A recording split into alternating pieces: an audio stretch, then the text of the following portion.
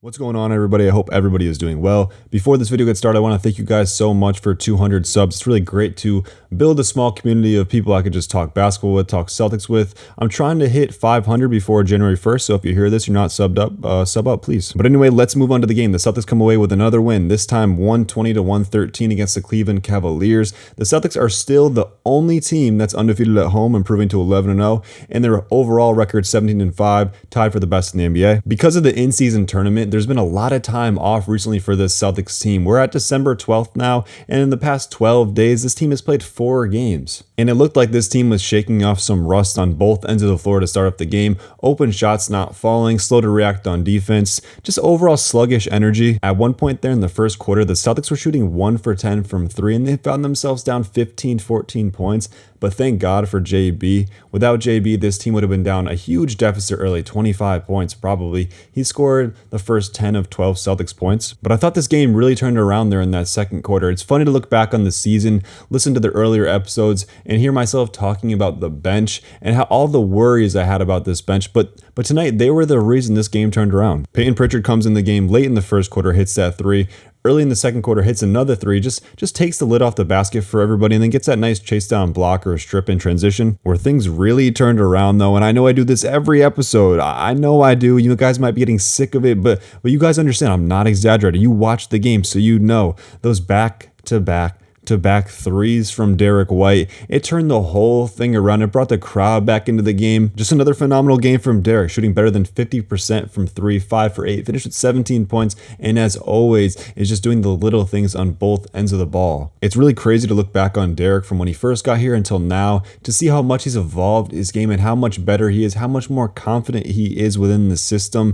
And the other day, I made a short or a reel, whatever, where I said Derek White should be an all-star consideration. And it's not sarcastic, it's serious, and it rubs some people the wrong way. I don't think on YouTube, but more on Instagram, and that just lets me know everything. If you don't think Derek White should genuinely be an all-star conversation, it lets me know you're just not watching ball. Let's move on to JT. He had a good game tonight. As I've said before in the previous episodes, the bar for him is just so high, so I'm often a little bit harsher on him. One thing I really did like about his game tonight at moments was his offensive approach, and it shows in the box score. He was 9 for 9 from the free throw line, and that's something I want to see from him more often, getting to the line 8 to 10 times a game. Last year, he was up around 8.5, and this year, we're 22 games in or whatever, but he's 6.5 times a game, and to me, that's too low. I'm not really sure how that's possible, though, because this season, I feel like he's been attacking the basket more, going stronger, and working that post more. I don't know, is he just not getting the calls, or somebody I want to talk about, because I feel like I've glossed over him quite a few times in these episodes, is Drew. Tonight was a perfect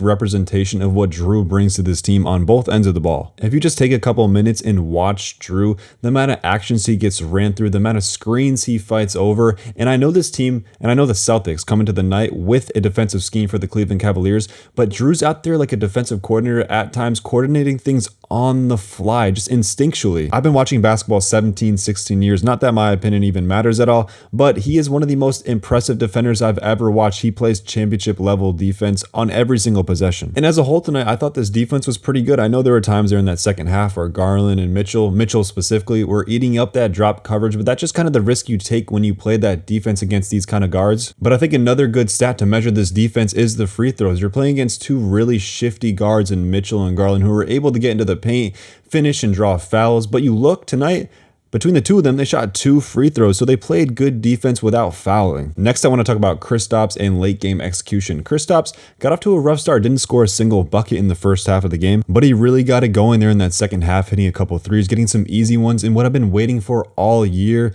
the team finally went to him late down the stretch to close out the game. His teammates threw him the ball. He didn't score any buckets, but the Celtics were in the bonus, and he got fouled on 3 separate occasions, and he hit all 6 free throws. It's always been confusing. Why hasn't Kristaps been involved in late game offense as much as he should be? And I don't know what it is. I'm not sure if it's like a scheme thing or his teammates just, they're not used to having a 7-3 guy who can create his own shot and is a mismatch on anybody that's on him. It was finally nice to see it happen. It was nice to see him turn his night around and be a part of why this team closed this game out. All right, let's hit on some things super quick here. I can't believe we're going to talk about it again because we addressed it last episode, but here we are. The JB assist thing, ESPN. Did you watch the game tonight? Okay. Did you? Is four enough for you? And he had that crucial one down the stretch that really impressed me. And it's how I envision JB as a playmaker going forward.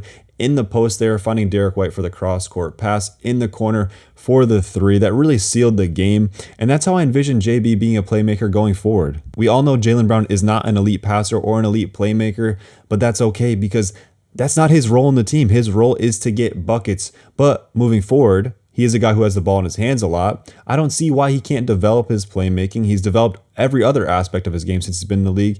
You know, he could play make out of the mid post, the post. He draws a ton of attention when he drives, so finding people on the kicks. But again, this isn't who Jaylen Brown is, and he doesn't need to be this. He doesn't need to be Luka. He doesn't need to be Trae Young. He just needs to make the right read, and a lot of time, the right read for Jaylen is shoot because he's a bucket. Let's do a little bit of Cleveland talk. If there's any Cavs fans listening, comment down below. Let me know how you felt about this game, how you feel about your team. The Donovan Mitchell situation has intrigued me since he's gotten there because obviously Cleveland is not really where he wanted to be. He wanted to be a New York Knick. He has this year on his contract, next year, and then a player option, which he's obviously going to opt out of.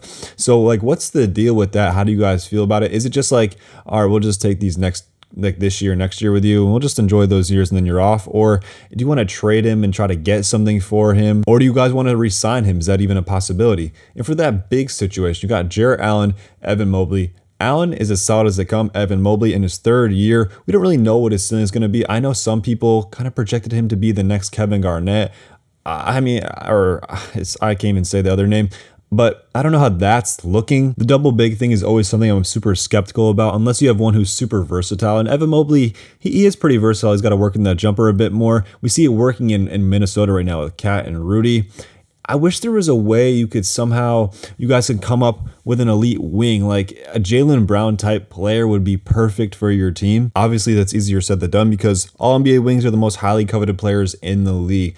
But anyway, I'm going to wrap it up right there. If you guys enjoyed this video, please like, comment, subscribe. It's the best way to support me. I'm here after every single Celtics game, all 82 plus. I'm always going to be here. I'm not going anywhere. I'll talk to you guys Thursday. And Cavs fans, I'll talk to you too if you're here. Thursday, December 14th. Peace.